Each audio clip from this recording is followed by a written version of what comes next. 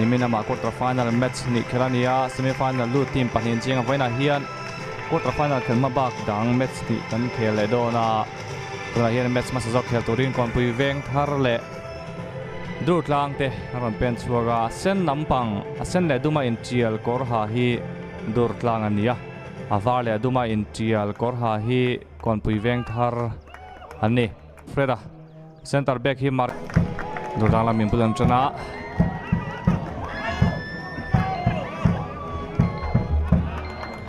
Ricky atangin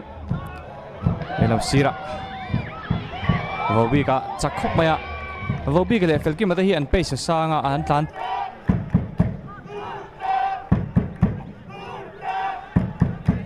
Ajak mama soma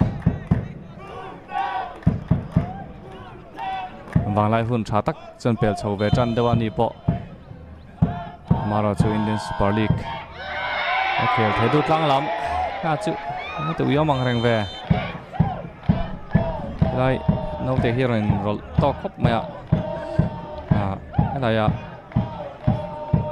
ball receive khá nia xôm kia mà chúng nó nghe được kia pet don chúng nó ngã trăng in goal ạ ball cao nó tọt lỗ đâu anh em bóc anh chút tún bây giờ bây giờ mù lên oma retreat được chặt ngay à fel kia bắt chặt về fel kia mà trăng in cross ball on goal om chep som ki ma right back ram ru da Vobi ga chang he lo tat nga tinge Vobi ga changin chang som theya dur tlang lam de safe ai mất tin mai hi team tin tan final tuk jela nia kong bui veng thar lam chang san nei the don em chang som a va goal chiang ve kong bui veng thar lam in an goal khat na an khung ta der mai goal moi tak mai kan hua dur tlang lam an tlar nung an te phui zo lo tlat mai tuna khan en le tai la pet chani luang puya kon pui veng thar midfielder ball pet ai ni kia tangin nautea Vobi ka oma option Isaac om boka Vobi ka zok velam siro tangin Vobi ka teng cross ball vatlang chave felkima Isaac chep to avaron tackle chave sanglura pechem amuang defender ni to ni boxia tarmani lam side ball chana muan via kha ahim lawani Isaac Dinglam sira felkima wana bit ngam don em alaya da pet em ve Vobi ka chon tun match ngan khel to hian krisit tum khachaw na ya goal chu ani chu tiang chu an din mun ania nautea Dinglam sira felkima Puina venga marchu felkima ball release man chatok lova bitia pui veng thar tan aro in rol vele zawa Vobi ka Alfred wafing ve Isaac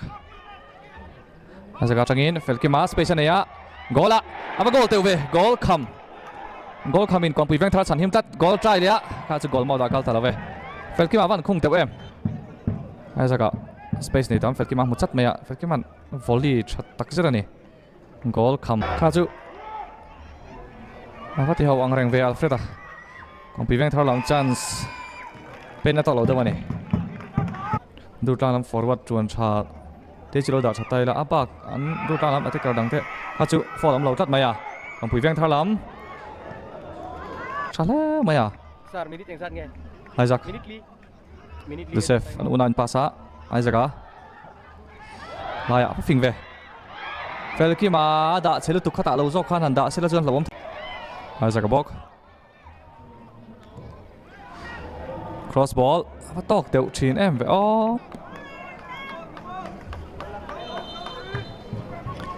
BT atangin apatok teu ve chan som suya a goal le ta e kon pui veng thala min ang goal ni na an khung ta tlat mai 2-0 dur tlang lam din hunava thalo ta ve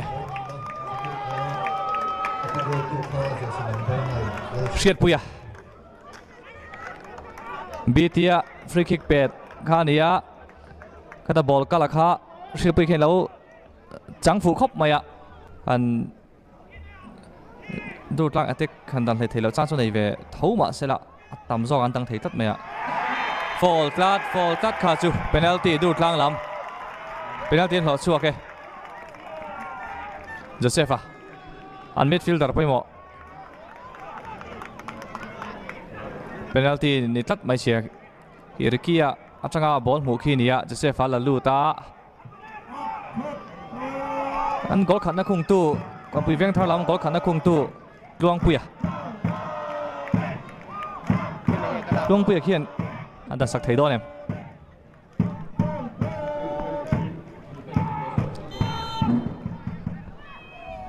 chung nunga tangi a goal chiang lutuk East Bengal defender chung nunga do plan center back ni box penalty pe goal chiang khop maya experience player ania India rama Aizaga Nada Chave Josefa now Josefa tangin na tok lo tlat player lui kan ti kha phim khop mai pui veng thar lam chance amuang sadani papuya khai khan rang deuh lek sela dinglam sira felkima chan soma soi tlunga kha chu basic Aizaga tangin free kick mắt thật tuần lính thầy tắc là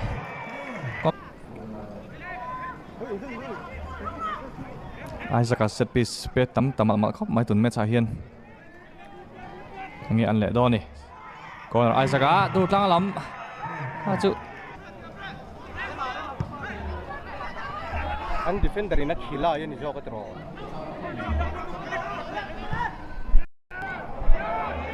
Bala tangin vắt chatok teu về Aizaga lalu zera Aizaga tangin cross ball la vắt cha về dur tlang lai me sipuran sut zau der mai tuna khana sipur su zona gol khung tu kha alamin rit pek dau the ni lova kiti za din an tai chung khen chatangin ball la lu ta du thu samin 6 yard box chung chi an da lu da felki matan khan miss chin to lo ni khi chu pe gol ngai tur chin ya chu ting chin felki Aizaga intercept chale maya felki ma fight ngang jel me felki ma lam han tlat felki ma la lu ta chance sama dur tlang lam a miss tlat mai Josefa pe gol se chak the ni ma pe gol lo thei felki ma fight chakhop maya ball du thu sam Josefa ta na pe Josefa goalkeeper a pe perani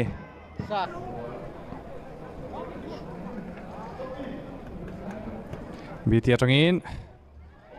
chance ava goal teu ve kon pui veng thar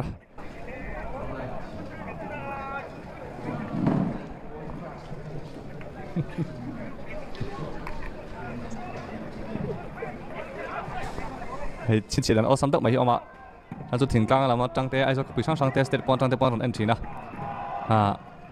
tuna pe nan pang tur hi helicopter tum mun lamania ale lam pang che hi aden thoma hol lam pang hania BT kon pui veng thar tan BT per ma sabera BT per goal cut lo kon pui veng thar team captain lutia save chakhop maya dur tang goalkeeper BT gol moda dama sela lutia dive try maya dive dik chata ai sel player in lanjing mini tun tona mena chungno hi chungno apengol don per goal no ne ba pe bo man lo chungno penalty tun me sa tum ni apel goal ta un pa nga tum khala per goal a penalty shoot ala tum khat pe thale mai Renjina le lutea Renjina save le to lutean kon pui veng thar lam penalty tum ni pe goal lo tan felki ma goal chiang tuk pe thale mai felki ma vai ni ve ven pe da 2-0 dur tlang รูปร่างอินทรูจะเริ่มมาช่วยเป็ดทะเลนี่สร้างช้าประคานอับบันนั่นลำพัดดิกมาสิละ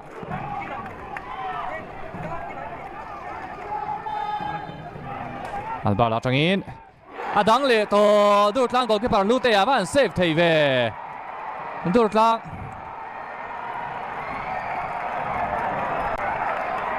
อัลบาร์อาเป็ดชาวีวันนี้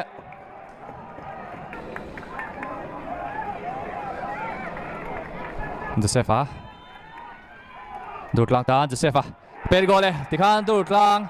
อันจักตาเป็นที่สุดเอาดาสิทุ่มไฟน์กองปุยเวียงทันหลักอันจักรดูดล่างเฮียงกอลนี่ชมมาสักนัวอันสิพูดอันสู้ซะว่า